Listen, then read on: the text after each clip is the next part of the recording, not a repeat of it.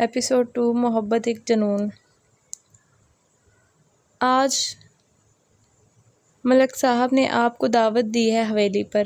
میں نہیں جا رہی، آپ انہیں منع کر دیں۔ یہ کیا بی بی جی، یہ غلطی بھی نہ کرنا، کسی میں ہمت نہیں ان کی بات کو ٹالنے کی، اور یہ تو انہوں نے خود آپ کو بلاوا بھیجا ہے۔ اچھا ٹھیک ہے، میں چلوں گی، وہ کچھ سوچ کر بولی۔ ملک وجاہت کے 3 بیٹے تھے۔ سب سے بڑے کا نام وقار اور دوسرے کا نام زوار اور تیسرے کا نام عمار تھا۔ لوگ جدی پشتی رئیس تھے۔ ملک وقار کی بیوی کا نام مہر تھا اور ان کے 2 بچے تھے۔ ملک وجاہت اپنے تینوں بیٹوں میں زوار کو زیادہ اہمیت دیتے تھے کیونکہ وہ اپنے 2 بھائیوں کے برعکس زیادہ ذہین تھا۔ غرور اور تکبر اس میں کوٹ کوٹ کر بھرا ہوا تھا۔ جب گاؤں کے لوگ اس کے آگے جھکتے تو ملک وجاہت کا سینہ شان سے چوڑا ہو جاتا۔ وہ اچھا خاصا ایجوکیٹڈ اور ہینڈسم بندہ تھا۔ 6 فٹ سے زیادہ لمبا قد، سنہری رنگت، چوڑا سینہ، کھڑی ناک جو اس کے چہرے پر بہت بھلی لگتی تھی، کالی چمکدار آنکھیں، بلیک بال ماتھے پہ آتے، خوبصورتیوں کی معراج پر پورا اترتا تھا۔ وہ اپنی خوبصورتی سے اچھا خاصا واقف تھا، تبھی تو ہر لڑکی اس کے آگے پیچھے پھرنے کو تیار رہتی۔ دوپہر میں جب حویلی آئی تو وہاں اس کا بہت اچھا استقبال کیا۔ ہم اچھے لوگ ہیں یہ تو، اس نے سوچا۔ ملک صاحب نے اسے حویلی کی تمام عورتوں سے ملوایا۔ وہ اسے اچھی تو لگی، پر اسے ہر عورت میں اچھے اخلاق کے ساتھ ساتھ تکبر کی مقدار زیادہ لگی۔ دوسرے دن اس نے کلینک جوائن کر لیا۔ دن بھر لوگوں کے مسئلے مسائل سنتی اور چیک اپ کرتے دن گزر جاتا۔ اس کا ابھی تک ملک زوار سے سامنا نہ ہوا تھا، بس اس نے اس کے بارے میں سن رکھا تھا کہ اسے اس آدمی پر غصہ آتا جو کمزوروں کو جھکا کر خوش ہوتا تھا۔ خیر اسے کیا کرنا ان سے، اس نے سر جھٹکا اور اپنے کام میں لگ گئی۔ صبح وہ گھر سے کلینک کے لیے نکلی۔ آج اسے 1 ہفتہ ہو گیا تھا یہاں آئے ہوئے۔ سوچا آج جا کے ذرا کلینک کا نقشہ بھی ٹھیک کروا لے۔ اپنے کمپاؤنڈر کو تو بولا تھا کہ وہ اپنی نگرانی میں کچھ ریپیئرنگ کروائے، پر اس نے سستی سے چھوڑ دیا۔ لیکن آج اس نے سوچا کہ وہ آج ہی اپنی نگرانی میں کروائے گی سب کچھ، بھلے 2 دن کے لیے کلینک بند ہی کیوں نہ کرنا پڑے۔ یوں اپنے گھر سے نکلی، بلیک سوٹ میں بلیک چادر لیے، بالوں کی کچھ لٹیں چہرے پر بکھری ہوئی تھی، سادگی میں بہت غضب ڈھا رہی تھی۔ وہ چلتی جا رہی تھی کہ کوئی سامنے سے آتی گاڑی تیزی سے آئی۔ اس سے پہلے کہ وہ اسے سنبھلنے کا موقع ملتا گاڑی تیزی سے رکی۔ اندھے ہو، دکھائی نہیں دیتا تمہیں؟ وہ غصے سے بولی۔ ایک ہینڈسم سا بندہ گاڑی سے نکلا اور ساتھ ہی اس کے گارڈ بھی۔ پریشے غصے سے اسے دیکھ رہی تھی۔ وہ چلتا ہوا اس کے سر پر پہنچ گیا۔ جانتی بھی ہو کس سے بات کر رہی ہو تم؟ مجھے کوئی فرق نہیں پڑتا۔ تم کون ہو، کیا کرتے ہو؟ زوار اسے غصے سے دیکھتا۔ ایک معمولی لڑکی اس کی آنکھوں میں دیکھ کر کس لہجے سے بات کر رہی تھی؟ زبان سنبھال کر بات کرو۔ ملک زوار ہیں ہم، ملک وجاہت کے بیٹے۔ جو ہم سے ایسی بات کرتا ہے تو ہم اس کی زبان کھینچ لیتے ہیں۔ لگتا ہے تم یہاں نئی آئی ہو۔ پہلی غلطی سمجھ کر معاف کر رہا ہوں۔ غلطی مائی فٹ، جو کوئی بھی ہو، میں نہیں ڈرتی تم جیسوں سے۔ کیا کر سکتے ہو تم بھلا؟ جان سے مار دو گے مجھے؟ تم لوگوں میں بس اتنی ہمت ہوتی ہے۔ پریشے غصے سے اس کا نام سن کر مزید غصے سے بولی۔ زوار نے غصے سے اس کا بازو دبوچا۔ ہم میں کتنی ہمت ہے اس کا ابھی تمہیں اندازہ نہیں، لہٰذا ہمیں مجبور نہ کرو اپنی ہمت دکھانے پر۔ پریشے نے دھکا مار کے اسے پیچھے دھکیلا۔ گارڈز ایک دم سے اس پر گن تان کے کھڑے ہو گئے۔ زوار نے گن نیچے کرنے کا اشارہ کیا۔ جتنا میں تمہیں جاہل سمجھتی تھی تم اس سے بھی کئی زیادہ جاہل ہو۔ ملک زوار، آئندہ اس طرح مجھے ٹچ کرنے کی ہمت نہ کرنا ورنہ اچھا نہیں ہوگا۔ اس نے انگلی اٹھا کر اسے وارن کرنا اور سائڈ سے ہو کر نکلتی چلی گئی۔ زوار نے غصے سے مٹھیاں بند کی۔ تمہیں بہت مہنگا پڑے گا سب کچھ۔ وہ کلینک آئی۔ غصے سے اس کا چہرہ سرخ ہو رہا تھا۔ وہ آگے چیئر پر بیٹھ گئی۔ بی بی جی، مجھے گاؤں کی عورتوں نے بتایا آپ نے ملک صاحب سے آپ کا جھگڑا ہوا ہے۔ ملازمہ پریشانی سے اس کے پاس پہنچی۔ آپ کو ایسا نہیں کرنا چاہیے تھا بی بی صاحبہ۔ انہیں جان نہیں تو جان سے جائیں گی آپ۔ ملازمہ کی باتیں سن کر اسے یکدم غصہ آ گیا۔ ملک صاحب کیا لگا رکھا ہے تم نے؟ ہاں دیکھتی ہوں میں ابھی تک یہ کیا کرتا ہے، وہ جاہل جسے عورتوں سے بات کرنے کی تمیز نہیں۔ پر بی بی بس تم جاؤ یہاں سے۔ اس نے ملازمہ کو جانے کے لیے کہا اور اپنے آپ کو نارمل کرنے کی کوشش کرنے لگی، لیکن وہ نہیں جانتی تھی کہ اس کی نارمل زندگی بہت جلد چند دنوں کی ہی ہے۔ ملک زوار اپنے کمرے میں بیٹھا اس لڑکی کے بارے میں سوچ رہا تھا۔ آج تک جو بھی لڑکی اس سے ملی تھی، کسی کی آنکھوں میں خوف اور تو کسی کی آنکھوں میں اس کی چاہ تھی، لیکن یہ لڑکی نہ تو اس کی آنکھوں میں چاہ تھی اور نہ ہی اس کی آنکھوں میں خوف۔ یہ لڑکی اس کے لیے چیلنج بن چکی تھی۔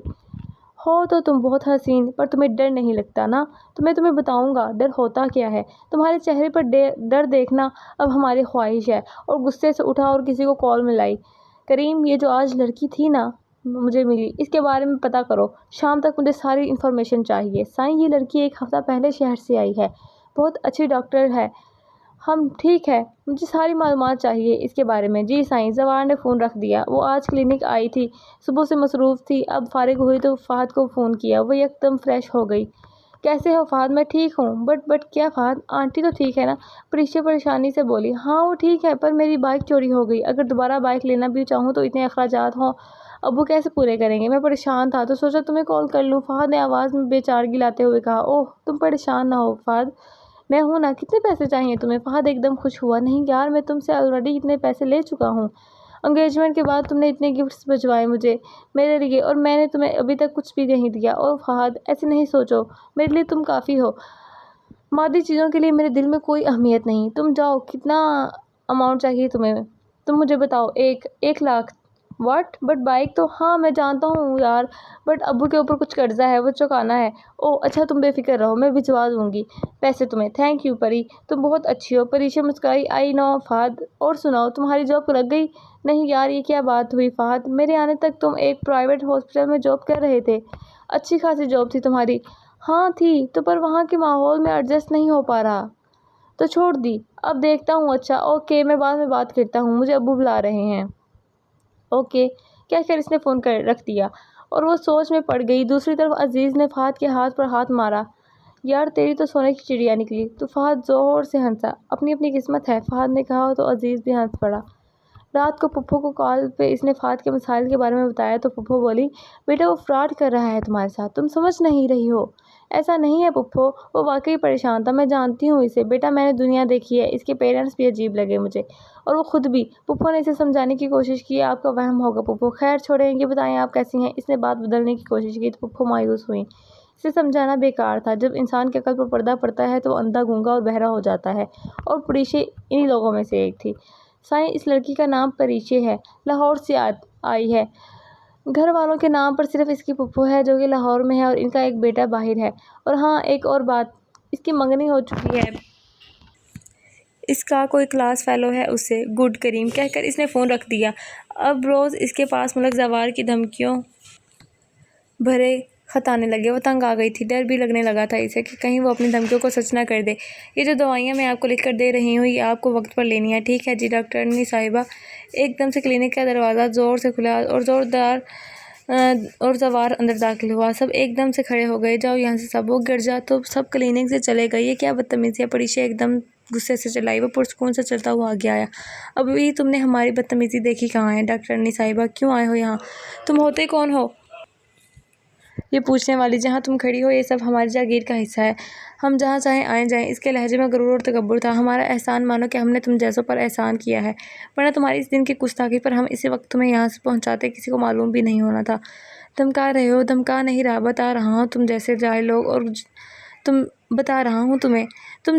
لوگ اور کر بھی کہہ سکتے ہو۔ وہ ہنسا، پتہ نہیں کیوں اس لڑکی میں کچھ تو خاص تھا، وہ جو یوں ان باتوں کو طویل دیتا رہا۔ وہ اس کی آنکھوں میں دیکھ کر بولا، ہم کچھ بھی کر سکتے ہیں ڈاکٹرنی، ہمیں اکساؤ مت، تم جیسے لوگ ابھی اپنے آپ کو مالک کہہ کر بہت خوش ہوتے ہو، تم جب سمجھتے ہو لوگ تمہاری عزت کرتے ہیں، نہیں بلکہ ڈرتے ہیں وہ تم سے۔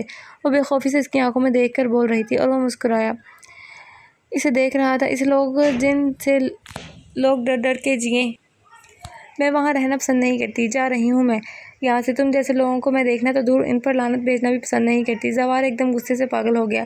پریشا کا بازو سختی سے پکڑ کر ایک زوردار چاٹا اس کے منہ پر مارا، وہ زمین پر جا گری۔ زوار چلتا ہوا اس تک آیا، اس کے سر کو اوپر کیا۔ اب پتہ چلے گا تمہیں، ملک زوار کیا کر سکتا ہے، تم پہلی ہو جس نے ہمیں یوں للکارا ہے، اب بتائیں گے ہم تمہیں۔ تم یہاں رہنا نہیں چاہتی، اب یہیں رہو گی، یہیں جیو گی اور یہیں مرو گی تم، یہاں ہم جیسوں کو تم دیکھنا پسند نہیں کرتی، لعنت بھیجتی ہو ہم پر۔ اس نے جھٹکے سے اس کا بازو چھوڑا اور اٹھ کھڑا ہوا۔ تو اب بے فکر رہو، ساری زندگی کی تمہاری سزا یہی ہے کہ اب تم زندگی بھر کے لیے یہی صورت دیکھو گی۔ اور چلا گیا۔ پھپھو میں واپس آ رہی ہوں، اس نے کال کر کے پھپھو کو بتایا، پر اچانک وہ ایک دم پریشان ہو گئیں۔ جی پھپھو، میں کب سے ارادہ تھا میرا آنے کا، واپس لاہور آنے کا، میرا دل نہیں لگ رہا یہاں، اس سے بات بناتے ہوئے پھپھو کو پریشان نہیں کرنا چاہتی تھی۔ چلو ٹھیک ہے بیٹا، پھپھو مطمئن نہیں ہوئی تھی، وہ جانتی تھی کہ لیکن پھر بھی وہ اپنی پھپھو کو پریشان نہیں کرنا چاہتی تھی۔ اس کو یہاں سے چلے جانا ہی بہتر لگا، اس کا سوچنا اور یہاں سے چلی گئی تو ملک زوار اس کا پیچھے چھوڑ دے گا، اور یہ اس کی بھول تھی۔ پیکنگ کر کے وہ بس اسٹاپ پر جانے کے لیے نکلی۔ جی سائیں، وہ لڑکی جا رہی ہے یہاں سے، وہ کسی طرح سے بھی یہاں سے جانے نہ پائے۔ جی سائیں، اور سنو، اس لڑکی کو بحفاظت ہمارے فارم ہاؤس پر پہنچا دینا، آپ بے فکر رہیں سائیں، کام ہو جائے گا۔ اس نے فون رکھا اور اب بھاگ رہی ہو، پر اب ایسا ممکن نہیں، ملک زوار کے پنجرے سے نکلنے کا کوئی راستہ نہیں ہے تمہارے پاس۔ Please like and subscribe my channel, thank you, اللہ حافظ۔